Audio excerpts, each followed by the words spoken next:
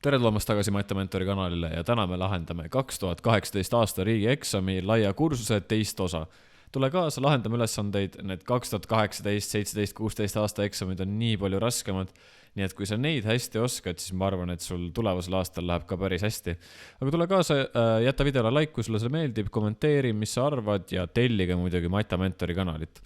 Aga rohkem juttu pole, alustame esimese ülesandega. Ülesanne 8. Punktid A, märgime kohe ära, -5, -4.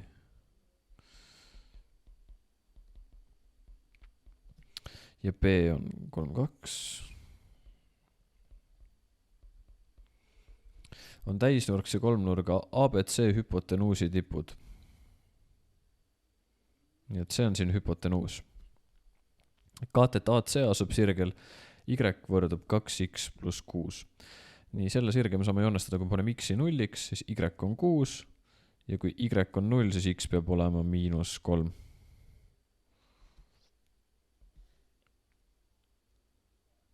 Et ta tuleb kuidagi siia niimoodi. Ma kõrtan siia alla y võrdub 2x plus 6. Nii, ja mis meil küsitud on? Koostage sirge BC võrrand ja arutage punkti C koordinaadid. Kuna siin on meil tegemist hüpotenuusiga, siis siia kuskile peame me joonistama täisnurga. Nii päris ei saa, aga põhimõtteliselt ta lõikub siit niimoodi täisnurga all. Aga selleks, et leida seda, siis me ei tohi lihtsalt joonistada, vaid me peame joonistama ristuva sirge ja vaatama, kus ta lõikub selle B-ga. Nii, kui meil on sirge antud y võrdub 2x plus 6, siis selle sirge tõus on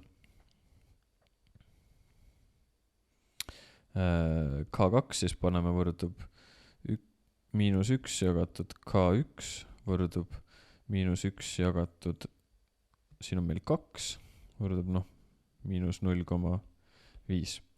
Ehk nüüd meil on võrrand y võrdub -0,5 x pluss b. Ja kuna me teame, et ta peab läbima ka punkti B, siis me paneme B koordinaaditse sisse 2 võrdub -0,5 korda 3 pluss B. Ja siit me saame lugeda, et B võrdub 2 pluss 1,5 võrdub 3,5. Ehk meil on võrrand y võrdub -0,5 x pluss 3,5.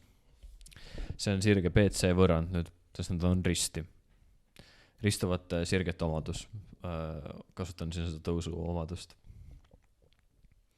Nii, ja nüüd, et leida punkti C koordinaadid, peame põhimõtteliselt panema siis need kaks ristuvat sirget y-id omavahel võrduma, ehk meil see jääb 2x pluss 6 võrdub -0,5 x pluss 3,5. X-id viime ühele poole, saame 2,5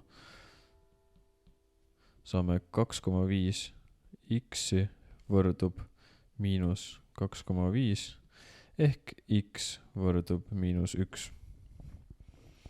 Nii, kui meil on x teada, x võrdub -1, siis y arvutame, paneme näiteks siis siia võrrandisse 2 korda -1 pluss 6 võrdub 6 miinus 2 võrdub 4. Ehk C koordinaadid on -1 ja 4. Ehk ta tuleb siia. C -1, 4. Ja ühendame need siit ära. Ja siin on täisnurk. Esimene alaülesanne on lahendatud. Joonestage kolmnurk ABC koordinaat telestikku, selle tegin juba ära. Nii et ma ei tea, minu meelest seda on naturaalne juba kohe alustada pihta, et miks ma pean ootama kuni joonistamisena, see aitab ju mul mõelda kaasa. Nii, ja X-telg jaotab kolmnurga ABC 2 osaks. Leidke X-teljest allapoole jääva osa pindala. Nii, X-telg jaotab siia ja nüüd meil on vaja leida see pindala siin. Nii, ja kuidas selle kolmnurga pindala leida? Nagu me teame, kolmnurga pindala valem on siis A korda H jagatud 2. Pindala on võimalik leida ka nende kahe nagu külje vahelise nurga abil, aga siin läheb see ka keeruliseks, et tegelikult kui me pikendame, võtame siis nagu selle siit aluseks ja pikendame seda siia, saame, et ristnurk meil tuleb siia, ehk see on kõrgus sellel kolmnurgal ja alus on siis see siin, on alus. Aga me näeme, et ta ei lõiku siin täpselt ühes. Et kus ta siis lõikub? Selleks oleks meil vaja AB sirget. Ja kuidas me selle leiame? Klassikaline võrrandsüsteem. Võrrandjapiil 2 võrdub A korda 3 pluss B ja -4 võrdub A korda -5 pluss B. Võrrandsüsteem. Siit saame B võrdub 2 miinus 3 A-d. Saame -4 võrdub -5 A-d pluss 2 miinus 3 A-d. 8 A-d võrdub 6 A võrdub 3 neljandikku.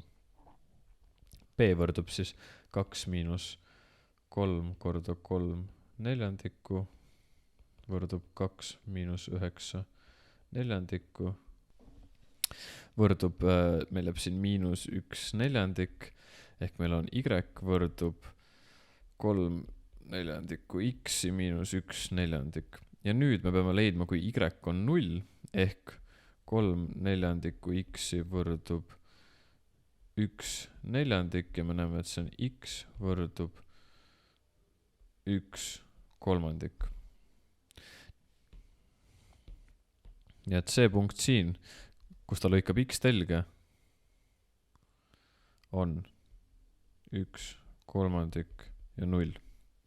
Nii, ja nüüd me teame kõrgust ja alust. Kõrgus võrdub, loeme siit ära, mitte ruut on 4 ühikut. Alus võrdub 1, 2, 3 pluss 1 kolmandik on 3, 1 kolmandik ühikut ja siis pindala on A korda H jagatud 2-ga võrdub 4 korda 3, 1 kolmandikku jagatud 2-ga võrdub 6, 2 kolmandikku. Ja panen siia ühikut ruudus. Ja sellega on meil ülesanne lahendatud. Ülesanne 9. Kauplusel müügil 41 pärlist koosnev kaelakeem, mille keskmine pärl on kõige suurem ja kõige kallim. Keskmisest pärlist G kummagi otsa poole liikudes on iga järgmine pärl eelmisest ühe ja sama summa võrra odavam. Kõige kallim pärl maksab 55 eurot ja ülejärgmised 52 eurot.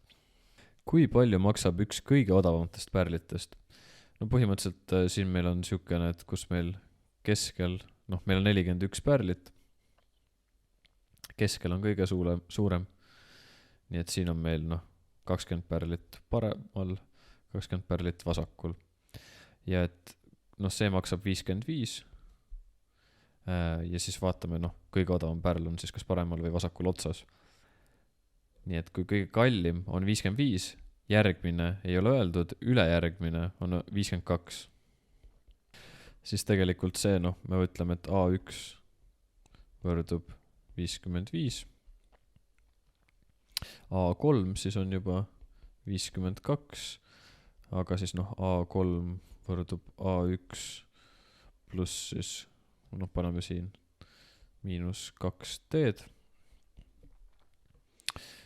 Siit me näeme, et siit me saame välja kirjutada, et 52 võrdub 55 -2D.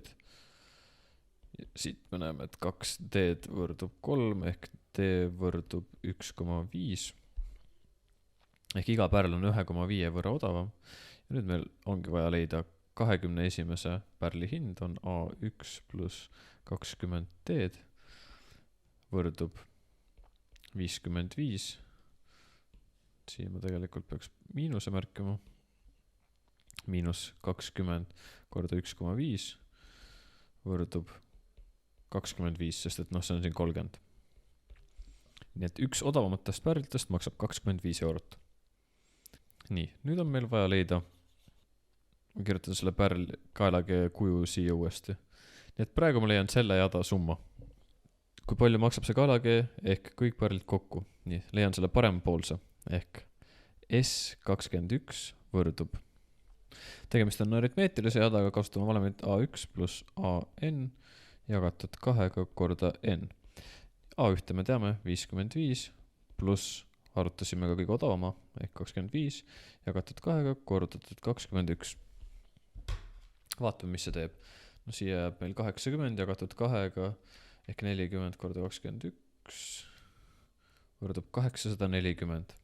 Nii, aga teine pool, nüüd on meil ainult 20 pärlit, aga siin on meil, parem pooles oli 21 pärlit. Nii et nüüd me põhimõtteliselt saame, et see vasakpoolne, summa vasakpoolne on parempoolne miinus siis see pärl seal keskel. Võrdub 785. Ehk S kokku on 840 pluss 785 võrdub 1625 eurot. Sellega on teine alaülesanne lahendatud. Ühel kaelakee pärlitest tekkis mõra ja selle pärli hind vähenes 1/5 võrra. Kaelakee hind vähenes seetõttu 6,5 euro võrra. Kui palju maksis see pärl enne mõra tekkimist? Nii. Teame, et 1/5 kaelakeest või pärlist tähendab võrdub 6,5. Ehk see pärli hind enne mõra tekkimist maksis siis 6,5 korda 5 on 32,5 eurot. Ja see on ülesande lõppvastus. Nii, joonisel on sirge y võrdub x ja parapool y võrdub x ruut miinus 4x pluss 4. Arvutage joonisel viirutatud kujundi pindala. Siin alati tore, jaotame selle 2. Tähistan selle A ja B-ga, sest meil on vaja need arvutada. Nii, kõigepealt paneme me need võrrandid omavahel võrduma ehk x võrdub x ruut miinus 4x pluss 4. Viime x-id ühele poole, x ruut miinus 5x pluss 4 võrdub 0. Nii, x 1, 2 võrdub siis 5 pluss miinus ruut juurde 25 miinus 16 jagatud 2 võrdub 5 pluss miinus 3 jagatud 2 ehk x1 võrdub 8/2 või siis 4, x2 võrdub 1. Ja me näeme, et see on esimene lõikumine, nii et A x-koordinaat on 1 ja y-koordinaat meid ei huvita, kui päris aus olla. Läheme nüüd B juurde. B-l on vaja arvutada haripunkt, selle teeme lihtsalt niimoodi, et paneme selle võrduma 0-ga, arvutame x-id välja. 4 pluss miinus, siin tuleb 16, siia tuleb 0, jagatud 2-ga. Ehk see on 2. Ja nüüd on meil teada, et B on 2 ja 0. Ja teeme klassikalise integraal 0-st 1-ni, võrrand, tegelikult seda saab kolmnurga abil ka arutada, aga seekord teeme nii, x ruut jagatud 2-ga, 1-st 0-ni, võrdub 1/2. 1 ruudus, siis on 1/2, miinus 0 võrdub 1/2 ühikut ruudus. Ja teine 1-st 2-ni, kui meil on võrrand või niimoodi, ärge tee x-i unustage, hästi oluline, x kuup jagatud 3-ga miinus 2x ruut pluss 4x arvutatud 2-st 1-ni. Läheb päris pikaks, nii et ma kirjutan siia uuesti välja. Nii ma saan siit, et see on 8/3 miinus 8 pluss 8 miinus 1/3 pluss 2 miinus 4. Miinusmärkidega olge ettevaatlikud, sest et need võivad siin tihti sassi minna. Ja mis me siit saame? Me saame, et siia 7/3 miinus 2 ehk see on 1/3. Nii, ja nüüd on meil mõlema ühiku pindalad teada.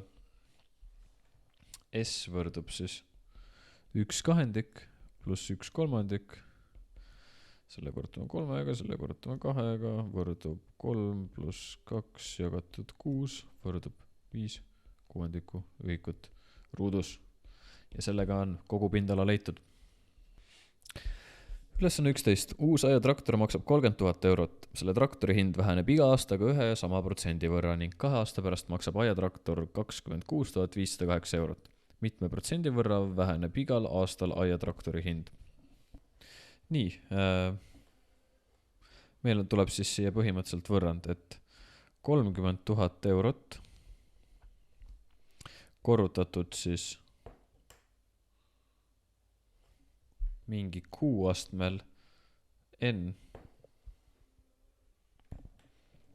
aga n, kuna meil on 2 aastat, on 2, võrdub 2, 6, 5, 0, 8. Ehk kuu ruudus on jagatud 30 000-ga ja siis kuu võrdub meil, võtame ruut juure sellest ja vaatame, mis meil kalkulaator annab. 0,94 ehk ta väheneb iga aasta 6% võrra. Esimene alaülesanne lahendatud. Mis on selle aiatraktori hind 5 aasta pärast? Vastus ümardage täpsusega 10 eurot. Siin me teeme 30 000 ehk aiatraktori originaalhind. Kuu oli meil 0,94 kordatud astmel 5.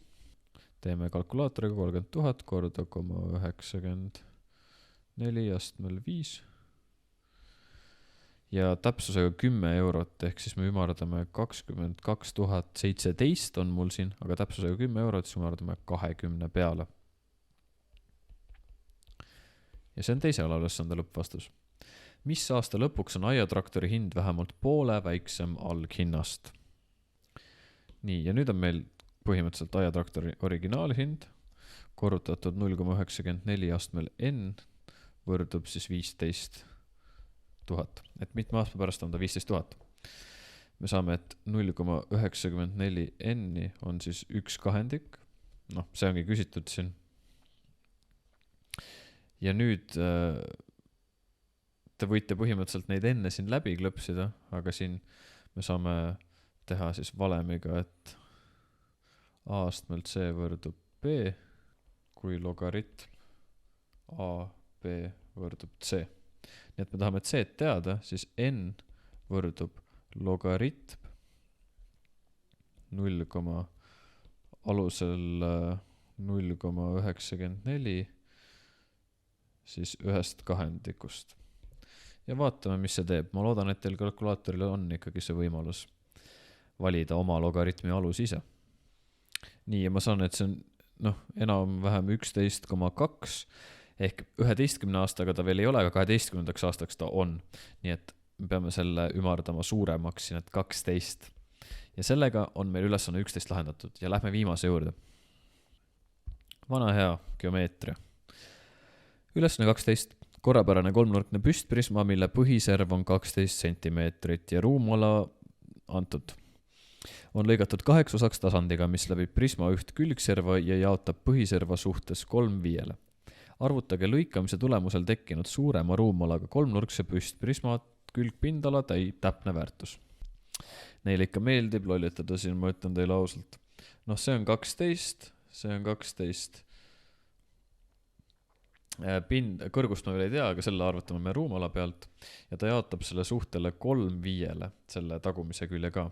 See kokku on 12. Tagumine külg on kokku 12, aga ma ei taha seda siia nii kirjutada. Ma tahan kirjutada, milleks ta jaotatakse. Nii, ta jaotatakse 3/5 suhtes. Ehk 12, 3 + 5 on 8, üks osa on väärt 1,5, nii et ta jaguneb 4,5 pluss 5 korda 1,5 on 7,5.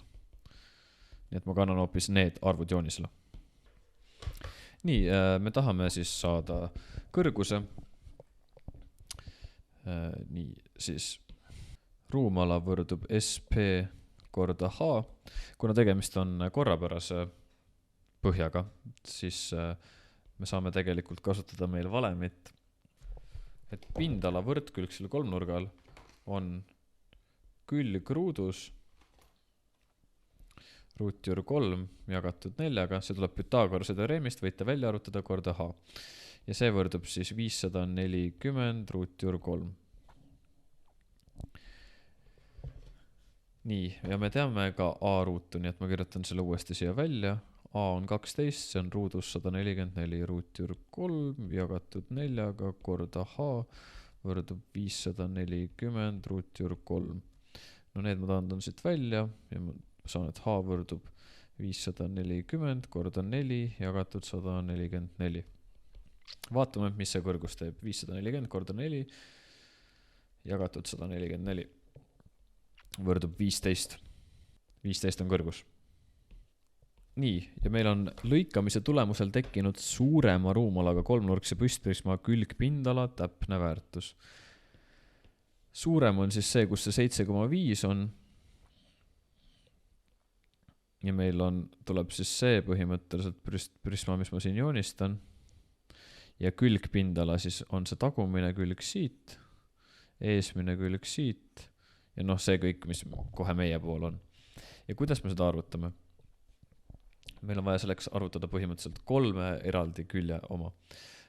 2 on hästi lihtsad, 1 on tiba keerulisem. Arvutame need 2 kohe ära, siis on meil enamuspunktid saadud. Need S külgpindala 1 on siis 12 korda 15 võrdub. See on siis nüüd meie poole olev külg sellest suurest prismast. SK2 on siis see tagumine paremal külg, on 7,5 korda 15 võrdub 112,5 ühikut ruudus. Ja nüüd oleks meil vaja selle lõigu pikkus siin arvutada. Ja kuidas me seda teeme? Seda me teeme selle abil, et me teame, et see nurk siin on 60 kraadi ja me kasutame koossinus-teoreemi. Miks ta on 60 kraadi? Sest tegemist on korrapärase kolmnurkse püstprismaga, põhi on korrapärane kolmnurk, kõik nurgad on 60 kraadi. Ja mis see koossinus-teoreem meile räägib? A ruut võrdub B ruut pluss C ruut miinus 2BC koossinus alfa.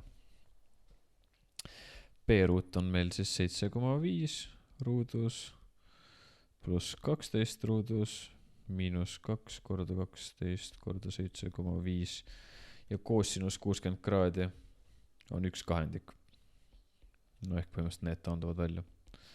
Vaatame, mis see teeb. Teeb 110,25 ja ma tihtipeale unustan, et siit nüüd tuleb võtta ruutjuur ka, sest et me praegu arvutasime A ruudu. Ja me saame, et A on 10,5. Ehk SK3 on 10,5 korda 15 võrdub 157,5 ehk SK, paneme need kõik 3 kokku, ma ei hakka neid siin välja kirjutama, et see on ebavajalik, võrdub 450 ühikut ruudus. Siin kõik on sentimeetrites. Panin alles nüüd tähele. Muudaks kõik ära, aga mina nende eest punkte ei saa, nii et ma muudan ainult siin ära. Aga vaadake, et ühikud alati õiget annate, sest et siin on antud tegelikult sentimeetrites, mitte ühikutes. Ja sellega on meil eksam lahendatud. Aitäh, et vaatasid järjekordset Matamentori videot. Ma loodan, et kui sa valmistud eksamiks, siis leidsid siit paar nippi ja trikki, mis meelde jätta ja tuleb võib-olla eksamil kasuks. Aga kui sulle see video meeldis, jäta like ja kommentaar, aitab kanalile väga palju juurde. Tellige Matamentori kanalit, sest tegelikult väga väike osa teist on ainult subscribe inud. Lisaks vaadake ka siin näitab seda Luka Remmeli videot, kus me räägime uuest projektist või tema räägib uuest projektist, mis me teeme. Kindlasti, kui pakub huvi, vaata järgi ja näeme järgmine kord. Ära stressu.